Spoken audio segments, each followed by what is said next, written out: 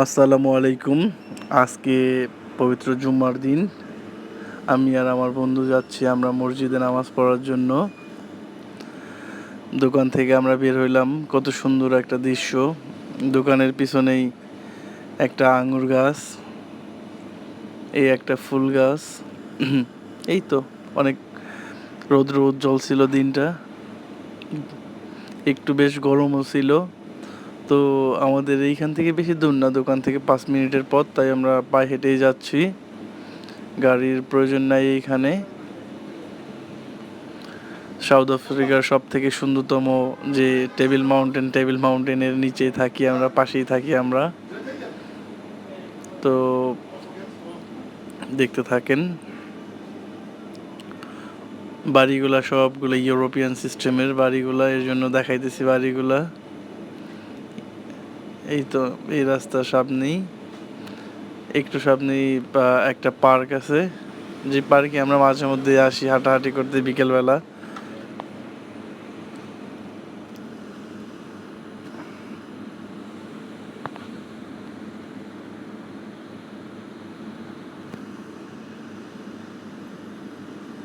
পরিবেশটা অনেক সুন্দর, ছিমছাম গোছানো, পরিষ্কার।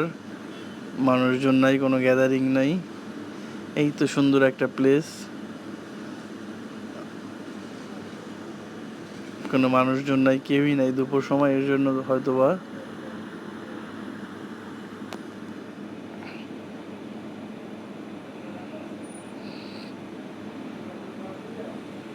অনেক সুন্দর, সবুজ, একেবারে সবুজ, পুরাটাই সবুজ। এর জন্যই কেপটাউনকে বলা হয় মাদার সিটি।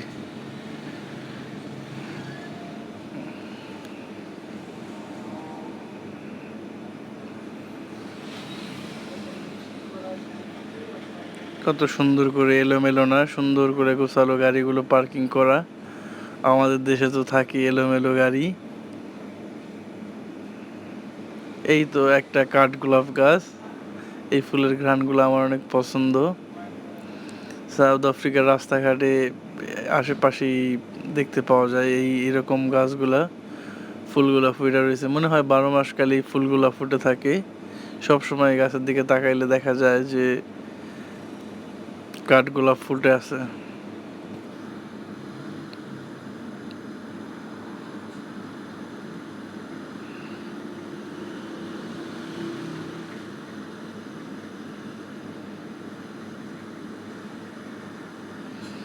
এই তো আর একটা ছোট মিনি একটা পার্ক, এই যে মিনি একটা পার্ক, পাশাপাশি ওই একটা পার্ক, এই যে একটা পার্ক, মিনি পার্ক বেবিদের জন্য। এটা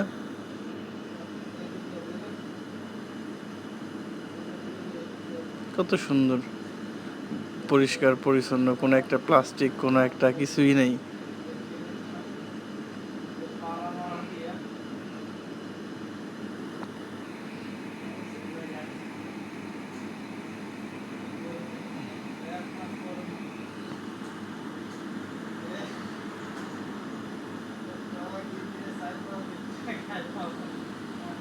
এই তো চলে আসছি মসজিদের রোড।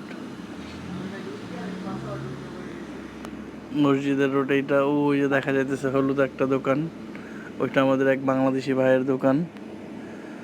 তো দেখাইতেছি দোকান কিভাবে সাউথ আফ্রিকায় মানুষ দোকান করে, টাউনের দোকানগুলা কীরকম হয়, কোন ধরনের মাল বেচা কেনা হয়, একটু পরে দেখতে পারবেন।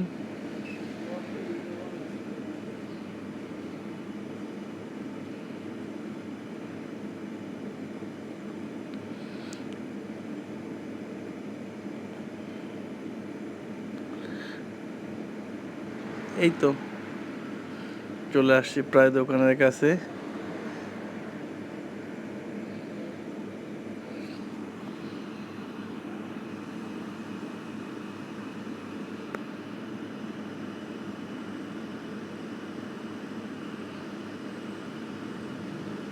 এই রাস্তার পাশে একটা সুন্দর একটা ফুল, বাড়ির ভিতর থেকে আর কি বাইরের দিকে লাগানো, মনে হয় বাউন্ডারির গাছ এটা। সামনেই দেখা যাইতেছে টেবিল মাউন্টেন।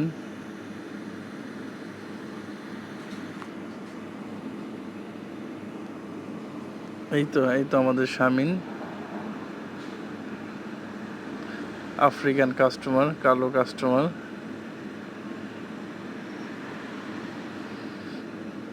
এই তো আমাদের সেই ভাইয়া, এই ভাইয়ার বাড়ি আমাদের এলাকার পাশেই মাদারীপুরে। ভাইয়াটা দেখতে অনেক সুন্দর। এই তো শামিন, এই তো দোকানের ভিতরে সিমসাম গোছানো, দোকানটা অনেক সুন্দর। এই তো ফল,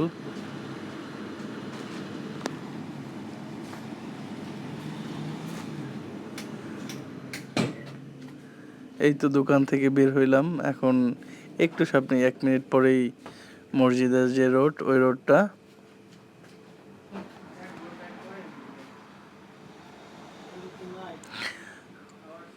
মসজিদের সামনে যে রাস্তাটা, ওই রাস্তাটা, মসজিদটা বেশি বড় না আকারের জন্য মসজিদের অনেক সময় জায়গা হয় না। এর জন্য মসজিদের রাস্তায়ও অনেক সময় নামাজ পড়তে হয় মাদুর বিছায়া। তো রাস্তাটা সরকারিভাবেই নামাজের সময় বন্ধ রাখা হয়।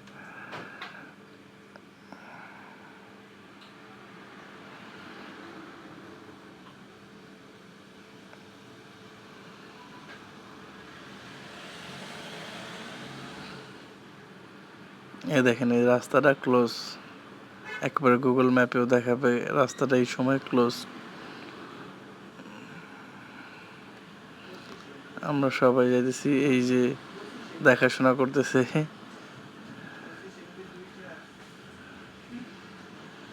এই তো দেখতেছি যে মনে হয় সামনে সবাই নামাজ পড়তে যাইতেছে সবাই। অবশেষে চলে আসলাম আমরা মসজিদের সামনে। এই তো আমাদের মসজিদ।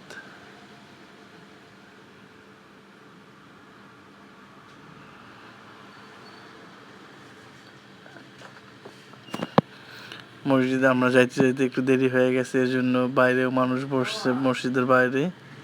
এটা হলো মসজিদের বাইরের সাইড।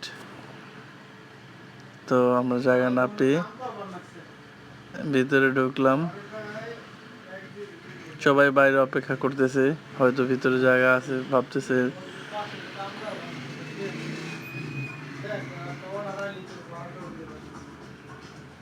এই তো এই দেখেন, এই যে মসজিদের ভিতরে কিভাবে নামাজ পড়ায় আপনারা দেখেন। এই তো খুতবা দিতেছে, ওই যে হুজুর খুতবা দিতেছে, ইমাম সাহেব। ভিতরে পুরা নিরিবিলি, কোনো মানুষ নাই, মানে মানুষের কোনো সাউন্ড নাই, মানুষ তো আছেই, নিরিবিলি। আমরা দোতলায় আছে, দোতলায় যাইতেছি, দোতলায় হয়তো একটু ফাঁকা আছে। এই দোতলায় আসলাম আমরা এখন। এই তো দোতলায় আমরা দেখতেছি স্পিকার আর মনিটরের মাধ্যমে হুজুরও দেখা যাইতেছে, ইমাম সাহেবরে দেখা যাইতেছে। এই তো এই দেখেন, এই যে হুজুরে খুতবা দিতেছে। আজকের জন্য এই পর্যন্তই।